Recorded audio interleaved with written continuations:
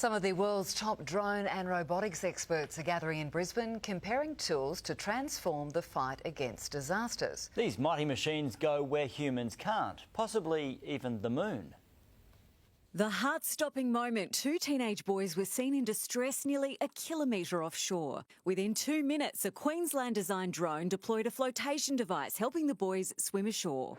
We saved 2 young boys. They were able to go home to their families. Just the beginning of what's possible. When we have a flood or a fire, we can use drones for that last-mile delivery over that flooded river. Queensland firefighters harnessing drones that can zoom in more than 10 kilometres with a resolution high enough to read a mobile number off a screen, changing comms and rescue capabilities for our next big flood. Now we can actually fly towards people in floods and actually on the speaker ask them if they're okay. One Queensland company is developing drone technology for NASA's next moon landing. So knowing if they're facing forward, backwards, and what is their altitude in space. Scientists working in this space say we shouldn't fear artificial technology taking over our jobs. In fact, their vision for the future is that eventually drones can work together with humans to enhance our lives. The Little Ripper company says its devices will revolutionise Queensland lifesaving.